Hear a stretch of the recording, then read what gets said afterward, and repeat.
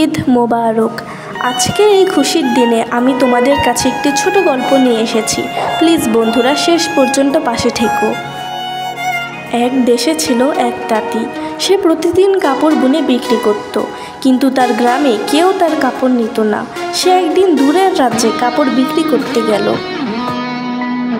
সে রাজ্যে গিয়ে কাপড় বিক্রি শুরু করলো। সে রাস্তায় হাঁটতে হাঁটতে বলল, কাপড় চোপড় নিবেন, কাপড় চোপড়। পাশ দিয়ে রাজা তার পায়েক পেয়াদা নিয়ে যাচ্ছিল। তখন সে তাঁতির কথা শুনতে পেল।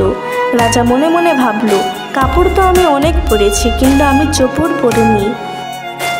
রাজা তাঁতিকে বললেন, কালকে তুমি চোপড় নিয়ে আমার রাজ দরবারে আসবে। তাঁতি মনে মনে অনেক ভয় পেয়ে গেল। সে বাড়ি ফিরে এসে খুব চিন্তিত হয়ে পড়ল। তাকে চিন্তিত দেখে তার স্ত্রী বলল, কি হয়েছে, তুমি এভাবে চিন্তিত হয়ে বসে আছো কেন? তাঁতি আজকে সকালের সব ঘটনা তার স্ত্রীকে বলল। সব শুনে তার স্ত্রী তাকে একটা বুদ্ধি দিল। পরের দিন সকালে তাঁতি রাজ দরবারে গেল। সে রাজাকে একটা বাক্স দিল। রাজাও খুব কৌতূহলবশত সেই বাক্সটা খুলল।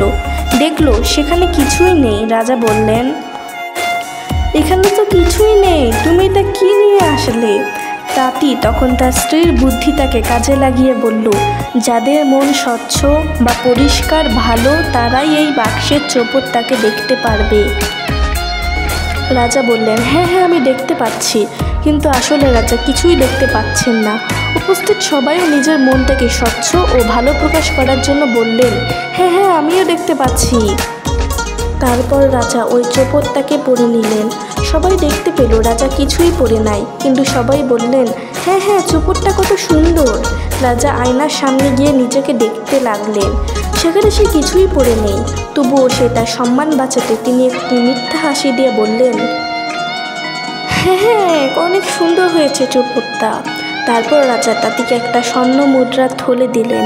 এভাবেই তাঁতি তার স্ত্রীর বুদ্ধি খাটিয়ে অনেক মোটা অঙ্কের টাকা হাতিয়ে নিলেন রাজার হাত থেকে। এই গল্পের শিক্ষা, এই গল্প আমাদের শেখায়, মিথ্যা বলে ভালো শাস্তি গিয়ে মানুষ নিজের হাস্যকর অবস্থা সৃষ্টি করে। সত্যের শক্তি সবসময় সবচেয়ে বড়। সত্যি মন ভালো হলে মিথ্যা বলার দরকার পড়ে না। ধন্যবাদ আমার ভিডিও এতক্ষণ পর্যন্ত শোনার জন্য।